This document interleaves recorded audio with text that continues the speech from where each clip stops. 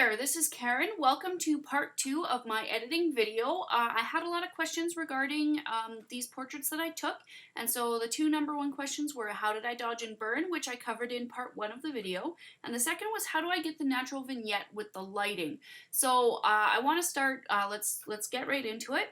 So over here you'll notice, sorry about that, over here you'll notice that I have a flat layer. After I do any edits, I actually flatten, I fully commit to what I'm doing. So we're starting with this flat layer, and all I'm going to do is hit Command J.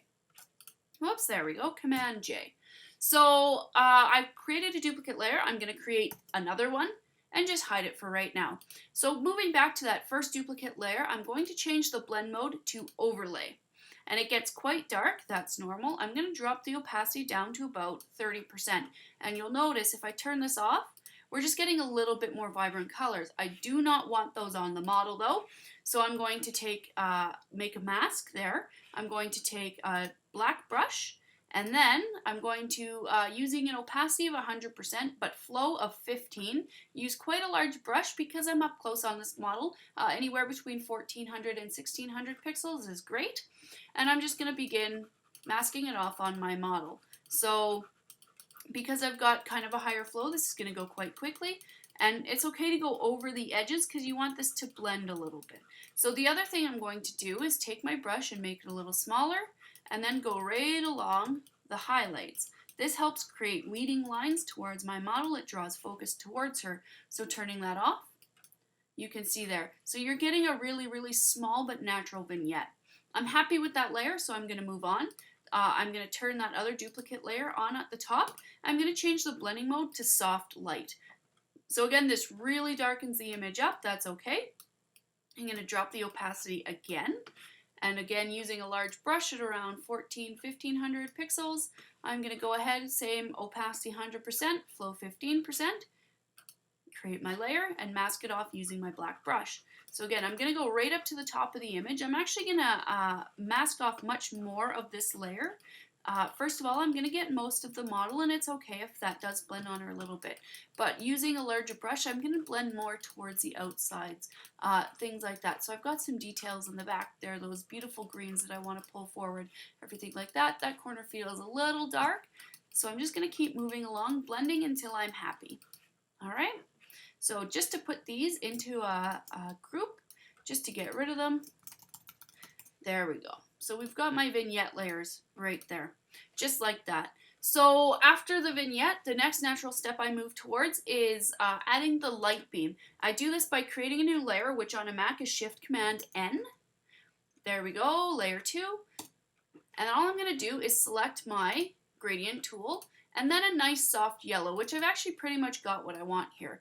Because this is a light, airy kind of image fantasy, I'm going to stick with something light. If you've got something that's got more vivid colors, you may wish to pick a more vibrant kind of yellow. It's really up to you. There's no right or wrong answer about this. So on that layer 2, I'm going to evaluate where I want the light to come from. So in some images, a lot of images, the corner seems right. However, in this one, if you look, the light's kind of strongest on her arm, which means the light source is coming from above her, which it was. So I'm going to take that right down the center and pull it down 2/3 of the image. So you've got a really, really strong effect there. I'm going to change that mode to screen, and then I'm going to drop the opacity down to about 30%. This is something, again, where you mask, so you're going to select your brush, make sure you've got black selected there, and your layer mask, so we're going to work on the mask only, and again, we're going to blend this in just a little bit better. Now, what would happen, I'm moving in strokes that kind of move with the light up and down, not side to side, so slightly angled. Now, if the light had hit her arm, it would have blocked her face a little, so that's why I'm masking a little bit more under her face, or under that arm onto her face, if that makes sense. So turning that off, you can see the effect. It's quite strong right now, but that's okay. Moving on. This is a pre-selected light ray. I'm pretty sure I got this from Montana Skies from a photo deal. I do not remember that with 100% certainty. So if anyone else does, please comment. Let me know that whether I've got that correct or not. So With these light beams, I kind of want light and airy feel. It doesn't really matter to me that I haven't reached the edge. That's fine because I'm going to be blending it. I just want that direction of the light beams. So again, slightly angled. I'm going to change this one to screen as well. And then I'm going to leave the opacity 100% for now, create a mask. And this is so that I can take my black brush and my, with the flow again at 15%, opacity 100%, and actually just really blend the edges in. So I want to make sure that, that the edges look okay. Again, light beams would fall off, they wouldn't go all the way across the image. So now that I've established that I've blended the edges, I'm going to drop the opacity again, right around 30%, and I'm going to keep masking it off. So I'm going to go a little bit heavier with this because the beams are white, and so when you hit the screen mode, they're going to be more vivid and more powerful than that yellow that I selected. So there's not a whole lot there anymore, but they're still there and they're very subtle, which is exactly what I want. So creating a group again that we're going to, call beams. Beams, there we go. And I'm just going to move those layers inside. So I can actually turn them off together and turn them back on. They're still a little strong. That's great. That's what I want because that's how I adjust. And there we go. So I'm going to drop that down to about 40%. Turn it off, turn it on, and I feel pretty good about that. I can create another mask. I feel like it's a little bit strong up here and down the side here. So after I've masked that off, I feel better about it. So you notice that the effect is extremely subtle. A lot of photographers fall into the trap of creating really, really strong beams, which would be realistic if they blended them a little bit more and dropped the opacity a little bit more.